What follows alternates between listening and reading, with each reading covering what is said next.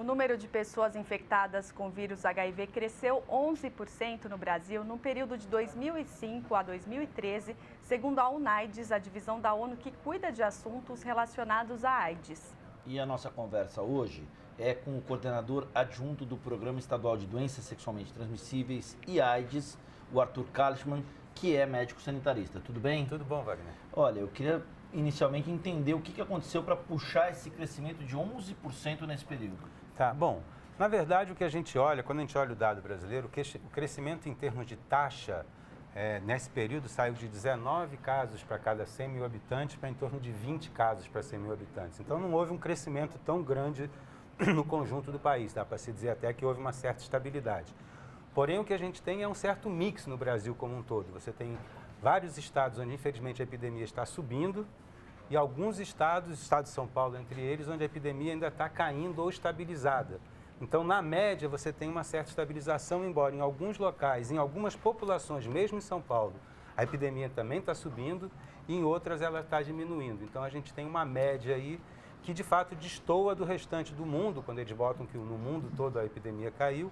E caiu muito, Wagner, principalmente por causa das ações que estão sendo feitas na África, principalmente na África subsaariana, que era um lugar onde a epidemia explodia de uma forma muito importante. Tem havido muito investimento, tanto dos governos locais quanto de agências internacionais, em termos de garantir o acesso a medicamento, ampliou muito o acesso ao tratamento. O tratamento também funciona como prevenção, porque quem está se tratando passa menos o vírus para os outros. Também muito investimento em camisinha e tudo mais. Então, a epidemia na África, de fato, caiu, fez uma queda global. Porém, a epidemia, por exemplo, entre gays, é uma epidemia que sobe no mundo todo, inclusive no estado de São Paulo, infelizmente. Mas aqui no Brasil há campanhas, há muita campanha, há investimento. Olha, a que você atribui, então, isso? Deveria estar caindo. Existe investimento, existe campanhas, mas eu acho que a gente tem que fazer melhor, né? Os números não mentem, né? As pessoas estão menos preocupadas com a prevenção? Olha, eu acho assim, o Brasil avançou muito em relação à questão ao acesso ao tratamento, né? Então, a mortalidade como um todo no Brasil caiu, né? Em alguns estados ela não caiu, como a gente esperaria. Em São Paulo houve uma redução muito grande na mortalidade e talvez isso esteja levando a uma certa sensação de que a AIDS não é mais aquele problema todo.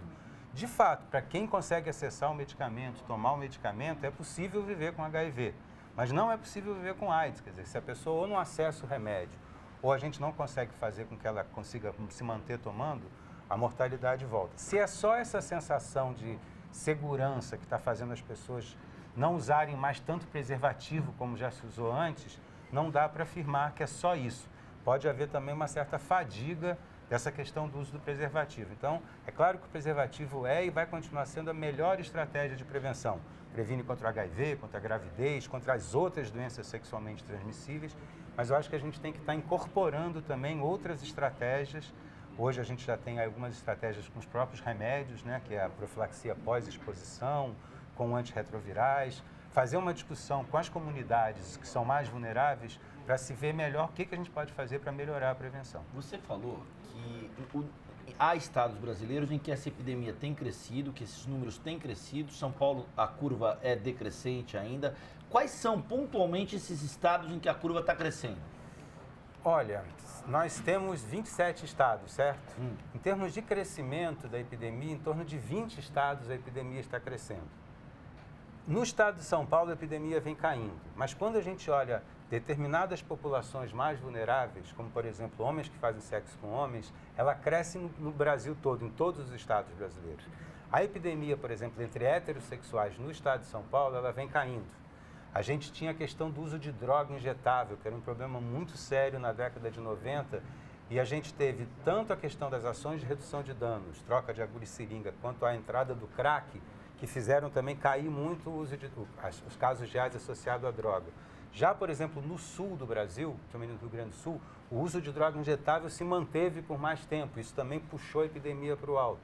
E onde você teve mais epidemia de usuário de droga é onde a epidemia heterossexual aumentou também, porque as pessoas pegavam HIV usando drogas, muitas vezes, e passavam nas suas relações sexuais. Então, por exemplo, o fato de ter uso de droga complexifica e deixa a questão da prevenção mais difícil. Isso é uma questão que está ocorrendo, por exemplo, de forma que deve ter impactado mais esse crescimento, por exemplo, no sul do país. e as políticas públicas têm mais dificuldade de se contrapor a isso. Então, o acesso ao tratamento, aos medicamentos, ele é diferente entre os estados? Olha, o Brasil é um país díspar, né? Você tem estados mais ricos, estados mais pobres, e o sistema de saúde como um todo, é diferente ele entre os acompanha estados. também essas disparidades. Então, de fato, em estados mais pobres da federação, a dificuldade é maior. Não se pode dizer que o Rio Grande do Sul, por exemplo, é um estado pobre, é um estado também rico. Porém, você tem que ver as questões de investimento local e do tipo de epidemia que eles estão enfrentando lá. Então, embora a questão da resposta nacional à AIDS seja uma resposta importante, o SUS, ele acaba funcionando diferente de acordo com a qualidade do governador, do secretário de saúde, do prefeito municipal e do ministério também. Então, essa disparidade de condições socioeconômicas, de qualidade do SUS, acaba impactando não só no HIV/AIDS. Vários outros indicadores de saúde do Brasil variam de estado para estado, de região para região. Você é aqui de São Paulo, Arthur?